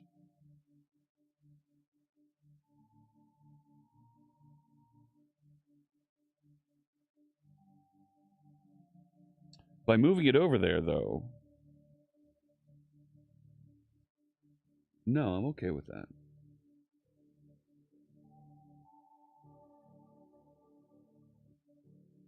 No. I got it. Let's put an interface on this.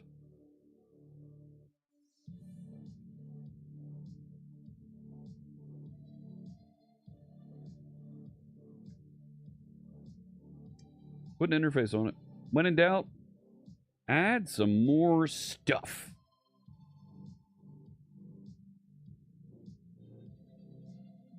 Public interface.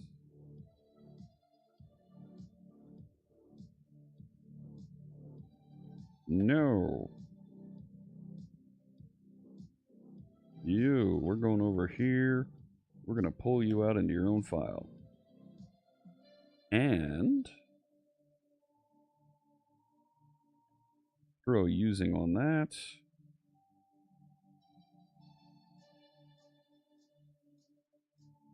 Pull that up. Okay. What else? Should probably have set configuration by name.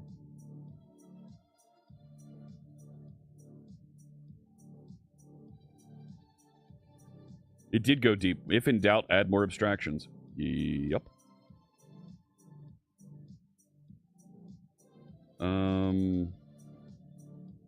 It very much did.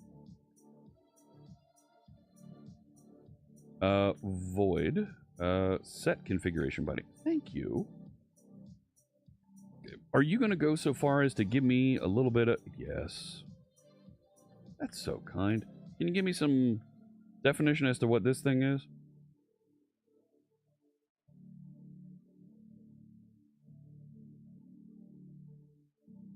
Get configuration options from application state for the specified name. Why don't you give me some... The configuration key sought. Default value. If not present. There we go. Back over to this, John. Implement it. And now we have set configuration by name. And right now, we're going to make this a virtual.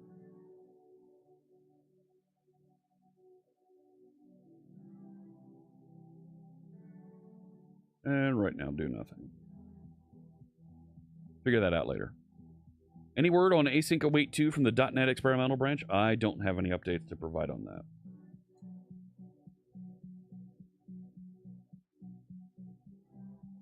All right.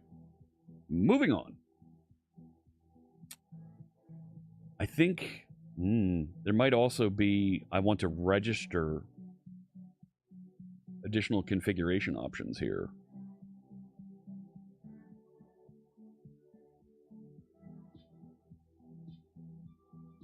This can be now iApplication state model. Haha! Okay. So if I'm...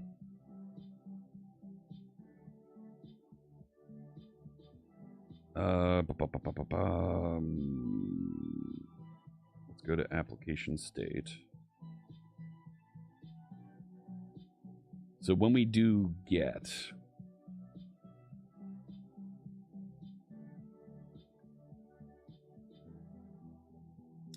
and if the value isn't there, it rolls back here. Hoping for something at build? Okay.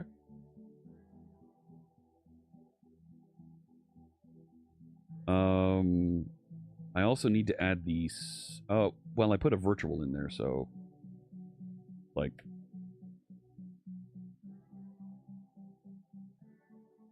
Right.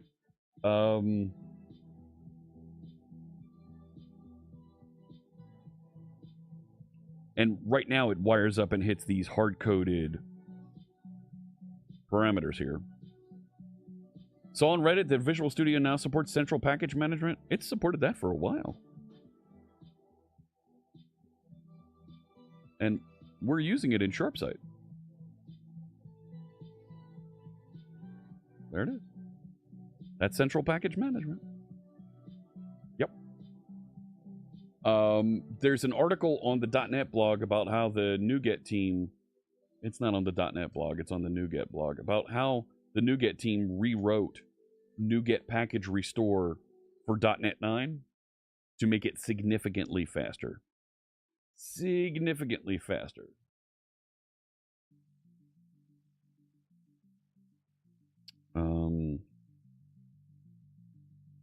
I feel like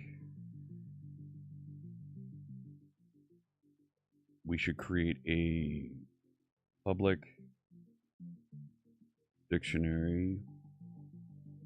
That's good. Configuration fields.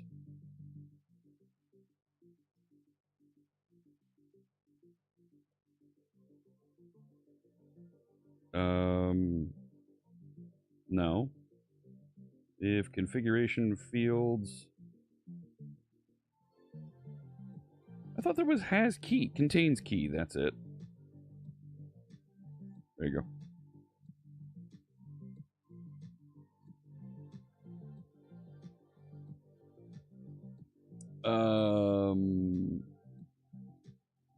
The package management UI?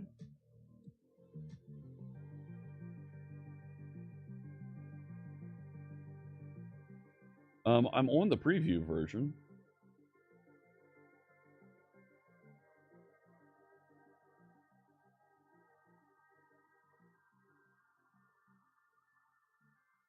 And I mean the NuGet package manager, I don't. Did they deploy?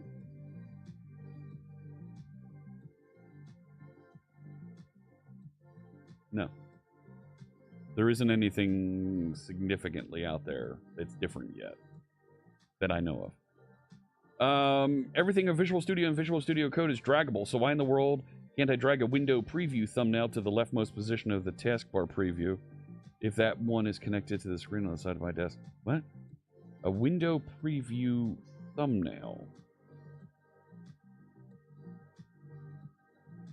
to the leftmost position of the taskbar preview. I don't know.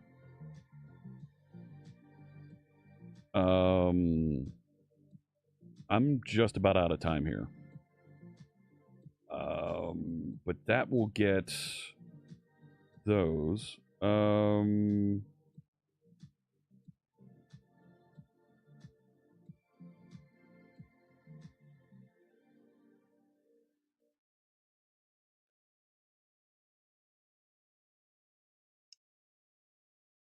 I'm just going to do this simply. We should probably do some sort of a test if it's in one of these fields. Go set that property, but I think we're okay.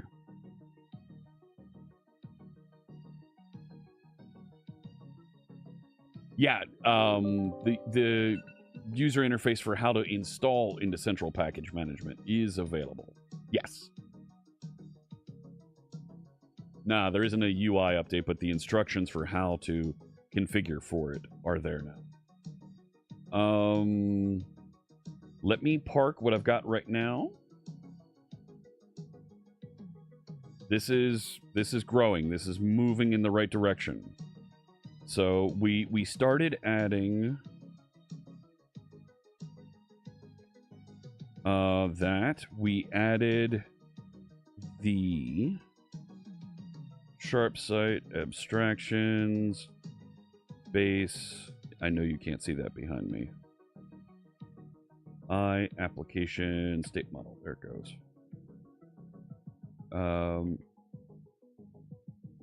What do we got? I think we can just do sharp site abstractions base. Yep, commit the rest of it. Started refactoring database configuration. There we go. So that's now available up on my fork of SharpSite. I can't snooze the ads. They're gonna start. We're gonna have 2 minutes of ads here.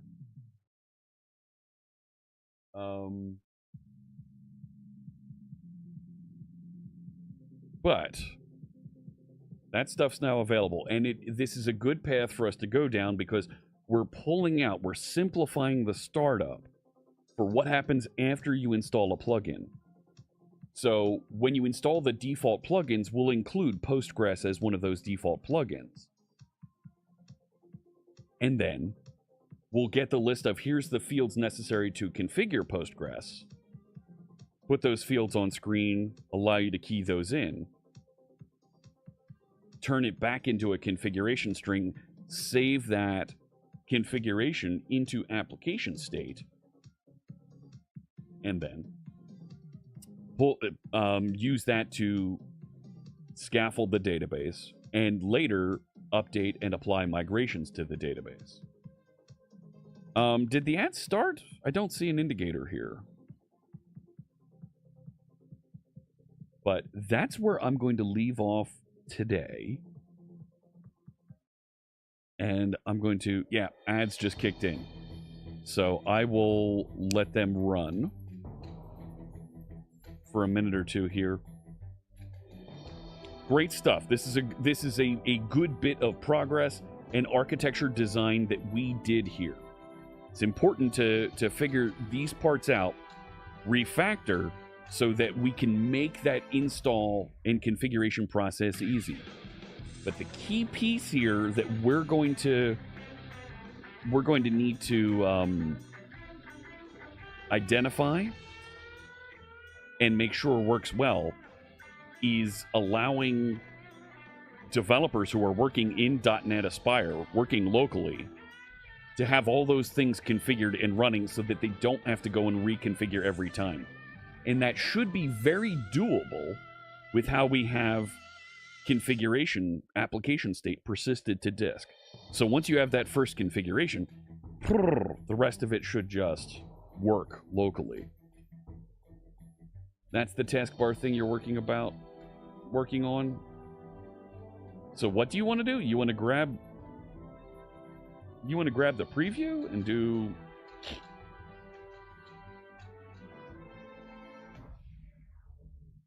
because Windows doesn't have preview thumbnails being able to move around. That's a Windows thing. That's not a Visual Studio thing. All right. Thank you so much for tuning in. I think we're almost done with the ads. I think that's just about done here. Let me see who else is streaming on the big Twitch TV network. Who can I get you connected to? I'm not going to raid into Visual Studio because I am... Oh, let's raid into Finite Singularity. But I will be over on the Visual Studio channel. It's not ready yet. Finite Singularity is working on plugins for OBS. If you're watching on YouTube, I've got lots of great videos down here and over here that you can watch depending on what view of YouTube you're looking at. If you're on Twitch, I'll be back here in just a few minutes, in about 10 minutes, on the Visual Studio channel. But I'm going to send you over to join our friends Finite Singularity. All right? Have a fantastic rest of your day wherever you might be. And be sure you check out .NET Aspire 9.2. Have a great day. I wish you good health and good coding. Take care.